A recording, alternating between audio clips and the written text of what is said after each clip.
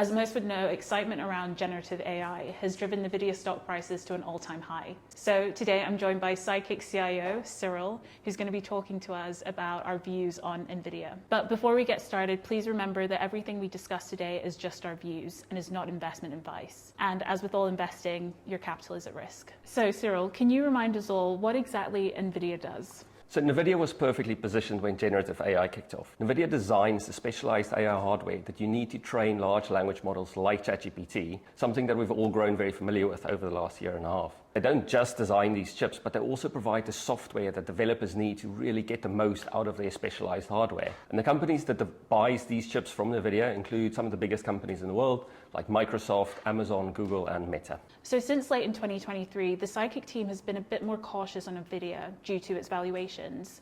Why is valuation so important? So I'd like to start with that by saying that the Sidekick investment team is very excited about the long-term potential of both AI and robotics.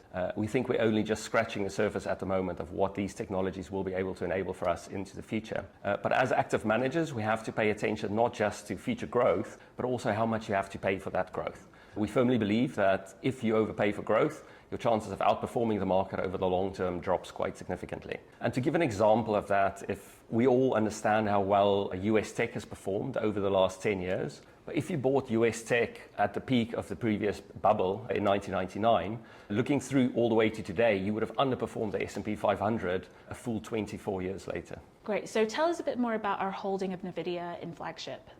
So we added Nvidia to Flagship early in 2023, maybe about a month after the launch of ChatGPT. But as the year progressed, Nvidia had a really good run. And towards the end of 2023, we started getting a little bit concerned about valuations. Late in 23, we decided to reduce our position in Nvidia a little bit in the portfolio.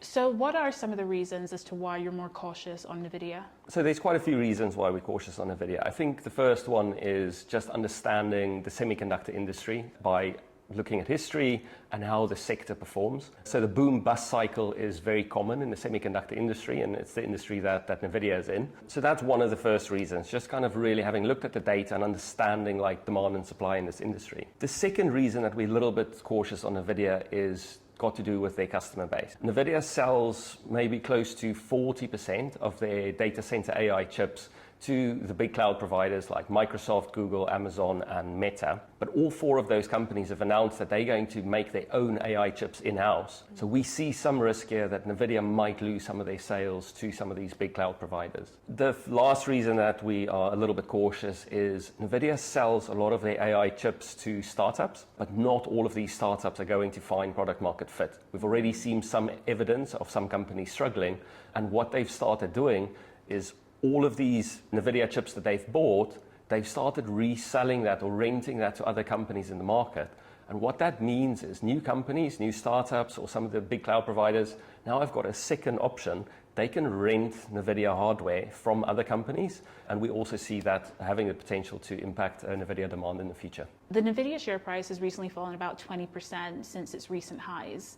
Is this the start of something bigger? That's a very difficult question to answer. I wish I knew the answer to that. But what we're seeing at the moment is that demand for Nvidia chips will probably be really strong in the short term. They've only very recently launched their new Blackwell architecture, and that looks really impressive to us. It strikes a perfect balance between both processing power and energy consumption, and that's something that the big cloud providers and other companies are really looking for. So in the short term, we think demand for Nvidia chips is there.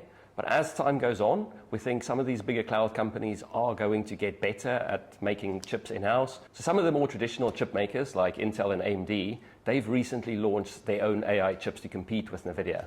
Now, while they're still behind Nvidia technologically at the moment, we think the future looks bright for these guys and they'll catch up eventually. So in conclusion, we think the short-term demand for Nvidia chips is still there, but we do see some dark clouds on the horizon. So 2025, 2026 might be a little bit more difficult for them. For the latest investment news and insights, make sure to download the Sidekick app. We're available on the Apple App Store and the Google Play Store.